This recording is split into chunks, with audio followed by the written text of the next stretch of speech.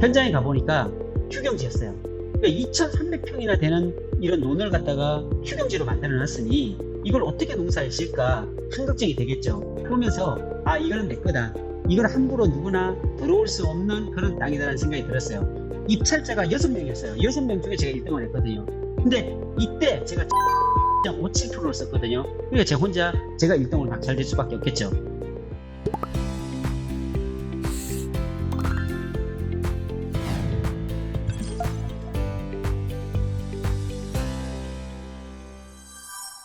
안녕하세요. 오픈마인드입니다. 오늘은 제가 작년에 경매로 낙찰받았던, 아주 저렴하게 낙찰받았던 경매 이야기를 여러분들에게 들려드려 볼까 하는데요. 이게 정말로 엄청난 일이에요. 경매를 통해서 100% 감정가의 한 30%대로 받았다는 것은 굉장한 거잖아요. 어떻게 그렇게 낙찰을 잘 받아요? 라고 많은 분들이 이야기를 하는데, 사실 욕심을 조금 내려놓으면 누구나 받을 수 있고, 경매에 대한 어떤 지식이나 농지에 대한 지식을 가지고 있으면 경매를 충분히 받을 수 있다고 생각이 듭니다. 자, 오늘은 바로 이 물건이에요. 2022 타경 4934 당진시 우두동 65-1 55번지, 이렇게 두 필지인데 낙찰받았던 건데 한번 보도록 할게요. 이렇게 등기 권리증도 이렇게 있습니다. 네, 당시에 받았던 이 옥션을 해서 제가 뽑아놓은 이 자료인데요. 여기 보면 우두동 55외 한 필지라 되어 있는데 감정가가 6억 700만 원 정도 나왔어요. 근데 매각을 몇 차까지 떨어지냐면 5차까지 떨어졌어요. 그러니까 24%까지 떨어진 그런 땅이었는데요. 6억에 시작해가지고서 1억 4,500만 원까지 떨어졌어요. 그러니까 많은 사람들이 관심을 가지고 있겠죠. 그래서 저도 24%까지 떨어졌다는 것은 굉장히 구미가 당기는 그런 위치의 땅이었거든요. 그래서 제가 이거 경매를 하기 전에 실제로 다녀와 봤어요. 근데 왜 이게 24%까지 떨어졌는가가 답이 나오더라고요. 현장에 가보니까 휴경지였어요.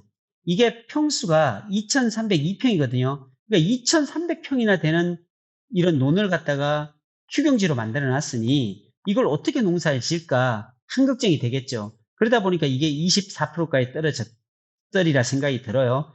근데 그래서 꼼꼼하게 주변을 다녀봤더니 거의 몇 년 동안 농사를 짓지 않았고요.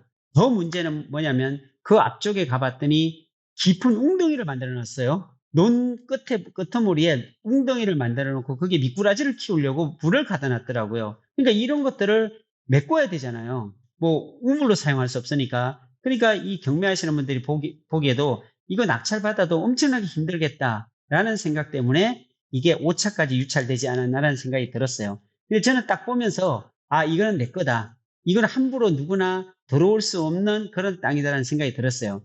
저 같은 경우는 이렇게 휴경지라든지 어떤 그 경매 나온 물건에 지작물이 있고 이러면 좋아요. 일반인들이, 특히나 경매하시는 분들이 농사 짓기도 어려운데 지작물 처리하기도 어렵고, 그리고 어떤 텐장비를 불러가지고서 이 논들을 가공하거나 농사 짓기 위해서 좀 공사를 해야 되는 그런 부분들에 대해서 귀찮아하거든요. 그리고 사실은 쉽지 않거든요.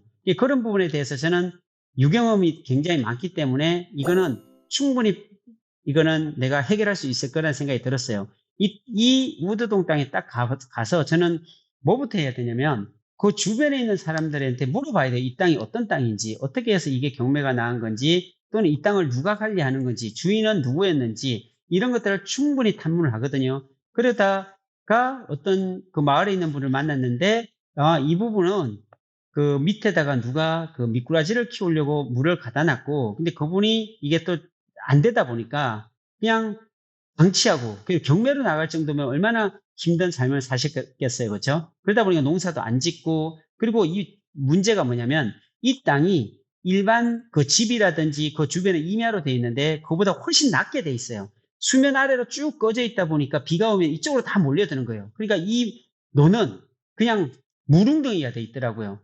저는 이걸 보면서 쉽지 않겠구나. 근데 저는 어떤 구상을 했냐면 2,000평이나 됐기 때문에 이걸 낙찰을 받는다면 제일 먼저 해야 될 게 배수로를 갖다 확보해야 되겠다. 이 땅으로 물이 들어오지 않도록 양 사이드를 포크레인을 동원해 가지고서 배수로를 쭉 돌리면서 파는 거예요. 이 땅 주변으로 쭉 파가지고서 배수로를 만들어서 물이 잘 빠져나가게끔 해놓고 난 뒤에 평탄화 작업을 해야 되거든요. 그리고 그 중간에 있던 그 우물로 만들어놨던, 미꾸라지 키우려고 했던 우물로 만들어놨던 거를 뚝을 다 허물어 가지고 그 물을 다 빼내고 평평하게 만들어놨거든요. 그거 작업하느라고 정말 한 12, 3일을 되게 힘들게 했습니다. 그런데 그렇게 하고 나니까 모양이 굉장히 반듯해졌거든요. 아마도 영상으로 그 사진이 남아있으면 공사하기 전과 후를 좀 보면 정말 감회가 새롭습니다. 감탄할 정도로 너무 깨끗하게 잘 해놨거든요. 자, 그래서 이 땅을 이제 저는 경매를 시작하면서 그래도 좀 불안했어요. 6억짜리 땅이 1억 4,500까지 떨어졌다면 오차에, 그러면 이걸 과연 얼마를 써내야 될까? 땅이 좋지 않기 때문에 사람들이 안 들어올 거로 생각이 들지만, 또 다르게 생각하면 24% 멀쩡하던 논이었는데, 그리고 2,300평이나 되는 이 땅을 20몇 %에 가져간다고 생각하면 누구나 들어올 것 같다는 생각이 들더라고요. 그래서 저는 이것은 100% 내가 가져온다는 생각을 가지고 적극적으로 이기는 전략을 썼어요. 그럼 어떻게 할까요? 많은 사람들이 경매를 하다 보면 이런 생각을 가지는 것 같아요. 감사할 줄 모른다라는 생각이 저는 들어요.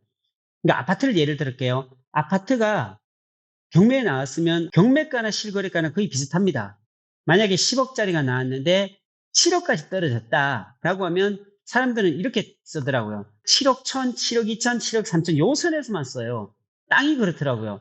땅이 6억짜리가 4억에 나왔다. 그러면요. 아, 나 이거 반드시 확보를 해야 돼. 라고 생각하면 4억 천, 4억, 4억이 나왔으면 4억 천, 4억 2천, 4억 3천 요 앞쪽에서만 쓰려고 해요. 그렇게 되니까 경쟁을 해야 되고 내가 이거를 낙찰받는다는 것이 굉장히 어렵죠. 저는 어떻게 생각했냐면 전회차까지 써버렸어요. 거의 대부분 다 24%에 나왔으면 그냥 전회차 34%에 그냥 써버리거든요. 그러면 저 혼자 낙찰이 되는 거예요. 이때도 지금 보면 입찰자가 6명이었어요. 6명 중에 제가 1등을 했거든요. 근데 이때 제가 전회차를 넘게 썼어요. 24% 나왔지만 경쟁하기 싫어서 34.57%를 썼거든요. 그러니까 제가 1등으로 낙찰될 수밖에 없겠죠. 근데 따져보면 24%나 34%나 거의 차이가 없잖아요. 그게 10% 차이인데 낙찰 받는 게 중요한 거지. 내가 몇 퍼센트 더 싸게 받았다고 이 불안한, 내가 낙찰받지도 못하는 그 실패를 해야 된다면 너무나 안타까울 것 같아서 내가 조금 더 넉넉하게 써서 내 걸로 가져오는 게 중요하기 때문에 저는 34%를 썼어요. 제가 17개를 낙찰을 받았던 이유도 사실 다 이랬어요. 그러니까 많이 유찰된 이게 떨어진 땅을 골랐다는 거죠. 그 내에서 찾아서 그보다 좀 전에 차를 써버리면 거의 제게 됩니다. 그러니까 그런 땅들이 많지는 않아요. 수도권에서는 거의 나오진 않습니다. 근데 거기도 보면은 정상적인 땅들은 거의 40%가 다 넘고요. 거의 50% 가까이 되고요. 정말 쓸 수 있는 그런 땅들은 한 4, 50%라고 보셔야 돼요. 그런데 휴경지라든지 어떤 땅에 대한 문제가 있다든지 진입로에 대한 문제가 있다든지 이런 땅들은 24%, 34%까지 떨어지더라고요. 그래서 그런 땅을 확보를 해서 내가 어떤 농업 경영 계획서를 잘 작성을 해가지고서 이거를 내가 낙찰을 받으면 충분히 가능하다고 저는 생각이 듭니다. 자, 그러면 한번 분석을 해볼게요. 6억 700짜리를 저는 얼마에 받았냐면 2억 1천만 원. 그러니까 1억 4,500이 최저가였는데 그거보다 조금 더 많이 썼죠. 그래서 저는 2억 1천만 원에 가져왔어요. 그리고서 대출이 80% 나오더라고요. 한 1억 6천 몇백만 원 정도 제가 대출을 받고요. 그러니까 결국은 5천만 원짜리로 6억짜리 산 거예요. 그럼 나는 5천만 원 현금을 가지고 10배나 되는 6억 감정가 되는 땅을 샀다고 보면 되겠죠. 근데 이 땅이 사실은 놀라지 마세요. 이거를 돈을 없이도 살 수 있는 이유가 내가 2억 1천만 원의 낙찰을 받았는데 6개월 뒤에 재감정을 해서 은행에다 물어보니까 담보대출이 얼마 나오냐라고 물어봤더니 3억이 넘게 나오는 거예요. 2억 1천만 원에 샀는데 3억이 넘게 나오면 땡큐잖아요. 충분히 내가 자금을 활용할 수 있잖아요. 그러니까 사실은 30%, 40%에만 살 수 있다 하더라도 돈 없이도 무피 투자도 가능하다라는 말씀을 드리고요. 실제적으로 이거 농지연금으로 활용한다면 농지연금은 공시지가의 100%나 감정가의 90%로 했잖아요. 둘 중에 하나 선택할 수 있어요. 저는 감정가로 하는 게 훨씬 유리하죠. 감정가가 6억 7백이었으니까 공시지가가 2억 8천이었거든요. 그럼 난 2억 1천만 원에 가져와서 5억 4천에 팔 수 있다는 거예요. 농어촌공사에 던지면 농어촌공사가 이걸 인정해 주겠다고 하는 거거든요. 언제까지? 5년 안에.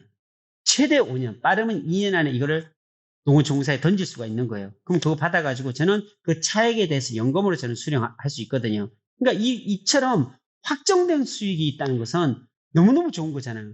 그러니까 이게 일반적인 농지를 가지고 하면 수익률이 떨어지는데 경매를 통해서 30%, 40% 반값 이하만 받아도 충분한 수익을 가져갈 수 있기 때문에 경매를 통해서 확보한 농지를 농지연금으로 내가 활용할 수 있다면 엄청난 수익입니다, 사실은. 그러니까 뭐가 걱정이 되겠어요? 내가 한번 가령 생각해 보세요. 60세 이후에 은퇴했을 때 농지연금에서 300만 원 받을 수 있고 국민연금에서 보통 한 뭐 150만 원 정도 받는다. 그리고 다른 개인연금에서 조금 받는다 해서 매월 죽을 때까지 500만 원 정도가 나올 수 있다면 제가 보기에는 그렇게 큰 걱정할 필요가 없겠다라는 생각이 듭니다. 노후에 대한 불안감도 없고 다 못 쓰고 죽을 것 같다는 생각이 들어요. 그래서 이것만큼 확실하게 노후를 대비할 수 있는 게 또 있을까라는 생각이 들어요. 주택연금에 비해서 무려 경매로 땅을 사게 되면 4배에서 5배를 더 받는다라고 생각하시면 좋을 것 같습니다. 여러분, 농지연금 진짜 무시하지 마시고 정확하게 한번 알아보세요. 제가 농지연금에 대해서 정말로 조사도 많이 하고 공부도 많이 하고 농어촌공사에 전화해가지고 많이 알아보고 농업경영계획서라든지 농지증을 발급을 받는 방법이라든지 이런 부분에 대해서 정말로 많이 공부를 해봤기 때문에 궁금하신 분은 연락 주시면 아니면 제 교육에 오시면 친절하게 제가 설명을 드려보도록 하겠습니다. 오늘은 여기까지입니다. 감사합니다.